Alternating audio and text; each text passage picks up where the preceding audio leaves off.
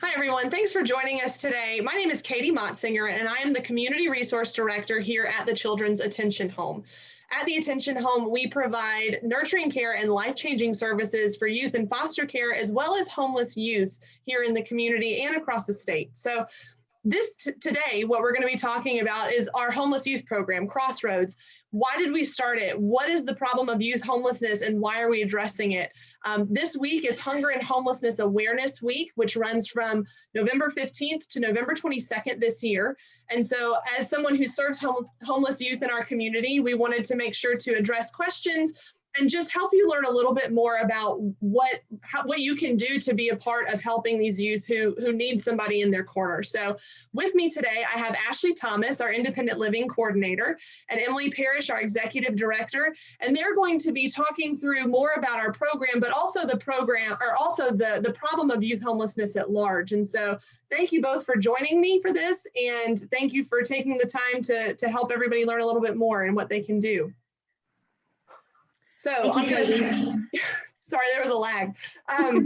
So first, let's just talk about what is youth homelessness, and just define it for those that are listening who may not know. So youth homelessness can look a little different than homelessness that we're used to seeing in our community. There are a lot of children that are dealing with unstable living conditions that are sort of couch hopping, that may be going from a relative's house to a friend's house.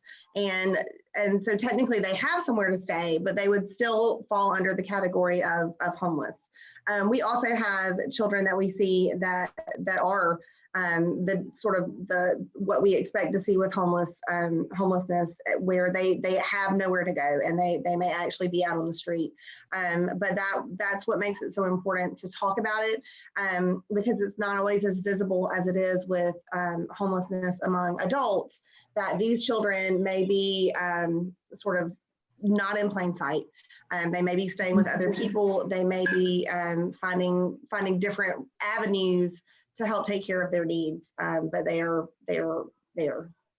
Yeah, but that's exactly right, Emily. You know, I think as we even talk amongst ourselves about how to reach these youth, it can be difficult because they're not in plain sight. It's not, it's not as visible for us to be able to reach them, to even sometimes provide help to those that need it most. So in speaking about that, what does youth homelessness look like at a national level, a regional level, and a local level? Because while the problem is big, it also comes down to right in our backyard, which I think most people don't think about or recognize is because it's hidden in plain sight. So let's just talk about what does the problem look like at all levels? So it was estimated that over 3.5 million youth experience homelessness each year. 1 in 5 children who are involved in foster care are expected to experience a period of homelessness within their lives. And 1 in 10 children between the ages of 17 and 24 are experiencing or have experienced or will experience homelessness at some point. And so, that's staggering. But when you really look at it, here in Rock Hill, back in 2017, there were an estimated over 200 youth that were experiencing homelessness in York County alone. And that's the reason that we started the Crossroads program, was because there's not another program in our area to serve youth in these particular circumstances. Yeah, and I think as we talk even about that, the gap that we saw with foster care, even though it goes up to age 21 with kids that no longer are picked up by DSS after, at that age 17, 18 level, that there's this gap in support, but they need something totally different than what a homeless adult needs. Right. And so I think, Ashley, do you want to speak to anything, just specifically what we do in our program to address youth needs specifically as they come in, and what resources they need and how we work to equip them? When a kid comes in, it's very surprising that they do lack the assistance. A lot of people think that when they come in, they got it all figured out. But a lot of our teens that do come in at 17, 18, 19 years old, they want to be an adult, but they do lack resources. They don't know how to get a job. They don't know how to create a resume. They don't even know the proper thing to wear. They don't even know how to present themselves when talking to someone. So, with the program that we do have, we do give them opportunities to learn. We do coach them. We are right there beside of them every day with whatever that they may need. We've had a lot of kids come in and they don't have a checking account and they are considered an adult. They don't know how to budget money. But their ultimate goal is to be grown. They want to be treated as an adult, but they don't know the steps to living out there in the real world without being homeless. So that is one great aspect of our program that a lot of the kids that has came in that really do enjoy. Yeah. So in looking at the impact of our program over the course of the last 3.5 years, what, from both of you, what have you seen in the stories of the youth that we have served in terms of how we've been able to help them achieve that sustainable independence and success? Well, I know over the 1.5 years, shoot for better, that I've experienced, I've seen a lot of the kids that do come in the program, and they do take a lot. It is very shocking to me when they come in. Like I said, they do lack the resource, but a lot of the kids that do come in, they don't know how to go about it. And so when they come into our program and we sit down with them and we talk about what is your ultimate goal of being in the Crossroads program? What do you need from us? I always tell my kids or the teens or whoever come in, it's 80-20. I'm your toolbox. I'm going to give you your resources. I'm going to be there and be your cheerleader on the side. And I'm going to guide you to whatever you see fit for your life. It's not my life. This is the life that you're living. And I think that's the connection that they like. They don't like someone to try to tell them that or try to be their parent. They want somebody that's going to be their mentor, that's going to guide them to whatever their ultimate goal is. We've had a lot of kids that came in that have actually got themselves together, saved, and got to their goal of their monies. We've had some that's actually went into a vocational program, got whatever they needed, and is living successfully. They've always called, they stay in contact with myself on campus, and they let us know what they have going on. We always told them that regardless, when you guys are ready to leave and go out into the community and live your life, we're always here as a resource. We're never going to turn our backs on you. Our door is always open. So I think they do enjoy that, despite the fact, they feel like they are alone out here. Yeah. Emily, what have you seen in when we started this program? You were the residential services director, and so you kind of helped spearhead getting this program started. What was it that really turned the tables and helped us kind of get to the point where we were able to serve this population, and then the impact we've seen as a result from your perspective? Well, we started it because, just like Ashley was saying, we are already doing the work, right? We are already offering these services for children who are coming in through DSS for various other reasons. And so that's what we're good at is helping young people sort of identify their path, helping them find resources, and making sure that they are able to be successful going forward. And so because we're already doing it, we realize that we have the capacity to do more of that. And we obviously, like, when we looked at the numbers, there was certainly a need in the community. And so it was a natural next step for us. And I think over the past few years, as this program has developed and continued, it has been very interesting to see what children, when they come in, what they make of it. Again, Ashley, is working with these children every day, and what she said is exactly right. When they come in, we ask them what they want to get from the program, and not everybody's path is the same. So we have some children who are, pursuing a GED. We have some children who are, working on trade skills and things like that. And their goals are different. And some, want to save as much money as they can. Some want to really move as quickly as they can into an apartment, into independence. And so that's what is so nice about this program, and the folks that we have working in it, is that it's very individualized. We are here to meet the children exactly where they are, and to do whatever it's going to take for whatever length of time that they need, in order to get them, prepared for that next step to transition into independence. And we've seen children be incredibly successful. And it's so nice. We talked recently about some of the children that come back. Just like Ashley was saying, we have a lot that stay in touch with us, which is wonderful. But what we've seen, it's very interesting, is that a lot of our kids, after they leave and transition into independence or whatever their next step is, there'll be a little bit of a pause.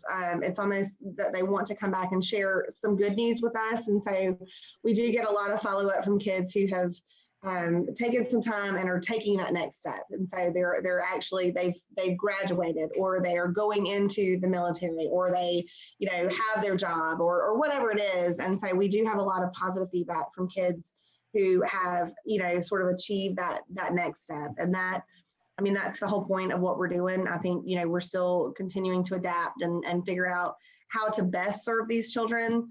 But it always encourages us and makes us want to do more when we hear from the kids that they have been able to continue on the path that they started when they were here. Yeah. And I think it's, like you said, it's been neat to see the impact that we've seen through actual steps taken, and not just while they were with us, but the success that they continue to see, or the steps they continue to take because of the mindset change that they're able to work through while they're with us, whatever length of time that is, a few months or a year.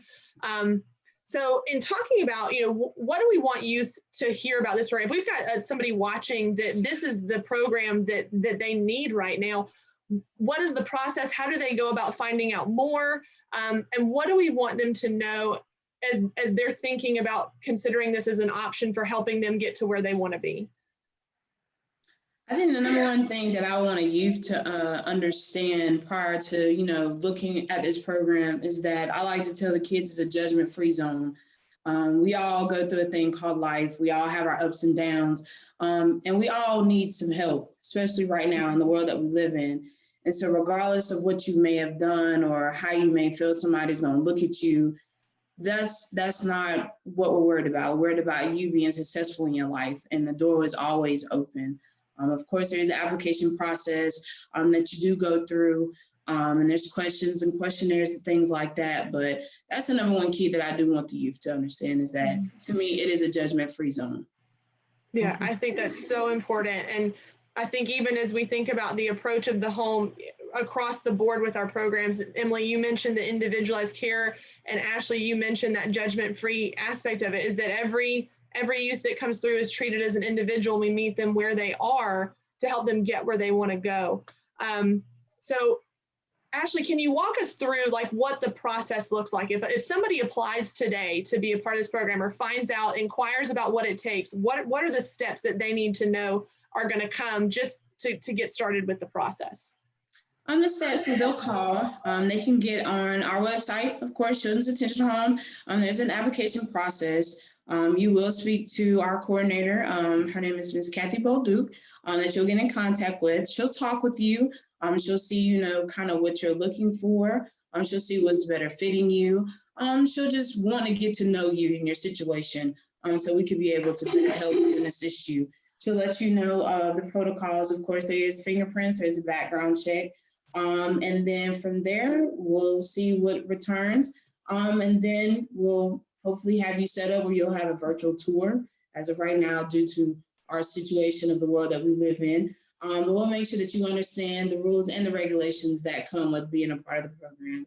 And then hopefully you'll come and you enjoy and you'll live your best life. Yeah. And I think too, I think live your best life, it is a big step in the right direction for so many that are looking for that next step.